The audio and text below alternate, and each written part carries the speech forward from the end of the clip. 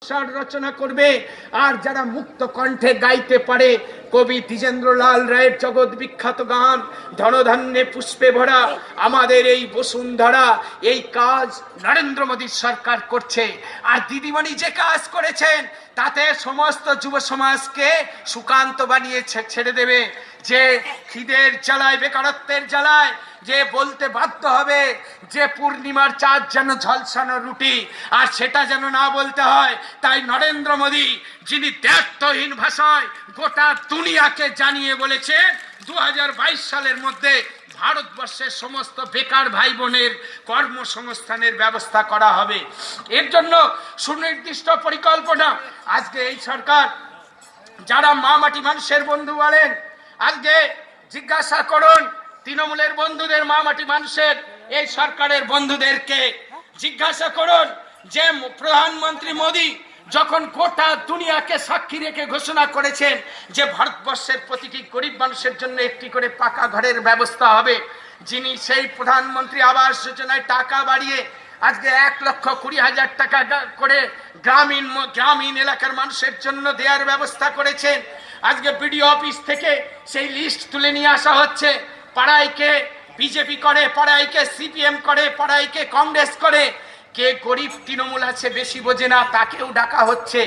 প্রথমে বিজেপির নাম কাটো, সিপিএম এর নাম কাটো, কংগ্রেসের নাম কাটো, এরপরে গরিব তৃণমূল তাকে বলছে তোকে প্রধানমন্ত্রী আবাস যোজনার ঘরটা পাইয়ে দেবো, কিন্তু 20,000 টাকা আমাদের অ্যাকাউন্টে দিতে হবে। এইখানে যারা আছেন আমার ভারতীয় জনতা পার্টির কর্মীরা, এখান থেকে ফিরে যাবেন নিজের গ্রামে, নিজের এলাকার সেই সমস্ত গরিব তৃণমূলের বন্ধুদের কাছেও আপনারা যাবেন। যে তৃণমূলের বাহুবলীরা এই গরিব মানুষের ভাগ্য যারা বাটোয়ারা করে খেতে চাইছে, সেখানে গিয়ে একদম পুরো চেতাবনী দিয়ে দেবেন যে 1 পয়সা দেওয়া হবে না। আর সেই গরিব মানুষদেরকে আশ্বস্ত করবেন যে তৃণমূল কংগ্রেস যতবার নাম কাটুক না কেন, আমরা নাম তুলে দিয়ে আগামী দিন প্রত্যেককে ঘর পাইয়ে দেওয়ার ব্যবস্থা করব। এরপরে অনেকের নামে মিথ্যা মামলা জুটবে, অনেককে ফলস কেসে ফাঁসানো হবে, যেরকম পঞ্চায়েতের সময় হয়েছে। এতে ভয় পাওয়ার কিছু নেই। অপেক্ষা করুন বন্ধু, রাত্রি যত ঘন হবে সূর্য তত কাছে আসবে।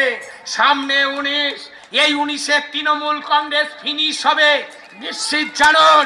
এবং একটা কথা আজকে এখানে বলছি, এখনো আমাদের মিছিল আসছে, আমাদের বিপ্লবী বন্ধুরা পতাকা উড়াতে উড়াতে আসছেন। আপনারা জেনে রাখুন মমতা ব্যানার্জি 19-এর লোকসভা নির্বাচনের পরে যে হতাশার মধ্যে পড়বেন, শেষ পর্যন্ত 21 সাল পর্যন্ত তিনি বাংলার মুখ্যমন্ত্রী থাকতে পারবেন না। শেষ পর্যন্ত তিনি বাংলার মুখ্যমন্ত্রী থাকবেন না। আর 21-এ যে বিধানসভার ঘন্টা বাজবে, দিলীপ ঘোষের নেতৃত্বে বাংলার ভারতীয় জনতা পার্টি ক্ষমতায় আসবে। আর এটা শুনে রাখুন, বাংলায় আমরা ক্ষমতায় আসলে, আর যেদিন আমরা আসব সেদিন 1 ঘন্টার সার্কুলারে, 1 ঘন্টার নোটিশে সমস্ত মামলা আমরা তুলে নেব। সেদিন কোথায় যাবেন বন্ধুরা? যারা আমাদের কর্মীদেরকে বিনা বিচারে আটকাচ্ছেন, বিনা কারণে কেস দিচ্ছেন, কোথায় যাবেন তৃণমূলের বন্ধুরা? তৃণমূল কংগ্রেস 19-এর পরে ফিনিশ হবে, 21-এ এদের অস্তিত্ব থাকবে না। আজকে যে দিদিমণি 21-এর শহীদ স্মরণ মঞ্চ থেকে ঘোষণা করে বলেছেন, যিনি আরো বেশি আহ্লাদিত হয়েছেন সদ্য সমাপ্ত 5 রাজ্যের নির্বাচন দেখে। আপনারা শুনেছেন রাধারানী পাল থেকে শুরু করে অরূপ দাস পর্যন্ত বলেছে যে পঞ্চায়েত নির্বাচনে এখানে শতাধিক মানুষের জীবন দিতে হয়েছে, শতাধিক মানুষের প্রাণ গেছে। আর ওই 5টি রাজ্যে অরূপ বলছিল আমরা একটাও বোমা মারিনি। বোমা তো দূরের কথা, কেউ কুলের আটিও ছুঁড়ে মারিনি। সেখানে দেখুন সেই রায়কে আমরা মাথা পেতে নিয়েছি। পশ্চিমবঙ্গে এত প্রাণ গেছে এবারের পঞ্চায়েত নির্বাচনে, আমাদের 38 জন ভারতীয় জনতা পার্টির কর্মীর জীবন গেছে। এত রক্ত প্রতিদিন পশ্চিমবঙ্গে শুট আউট হচ্ছে, এক তৃণমূল আর এক তৃণমূলকে খুন করছে, আপনারা প্রত্যেকেই জানেন। কিন্তু ছত্তিশগড়, মধ্যপ্রদেশ, রাজস্থান, এখানে দিদি যেরকম পুলিশকে কাঠের পুতুল বানিয়ে রেখে তার ক্যাডারদের দিয়ে সন্ত্রাস চালিয়েছেন, মায়ের কোল খালি করেছেন, বোনের সিঁথির সিঁদুর মুছে দিয়েছেন। আজকে তৃণমূলকেও খাতির করছেন না, তাদেরকেও যারা হত্যা করছে। কিন্তু রাজস্থান, মধ্যপ্রদেশ, ছত্তিশগড় যেখানে আমাদের ক্ষমতায় ছিল, যেখানকার পুলিশ প্রশাসন আমাদের ছিল, আমরা কোথাও কোনো বিরোধীর উপরে আক্রমণ চালিয়েছি বলুন? সেখানকার রায় আমরা মেনে নিয়েছি। রাজস্থানে আমরা 0.5% ভোট কম পেয়েছি, মধ্যপ্রদেশে আমরা 1% ভোট বেশি পেয়েছি।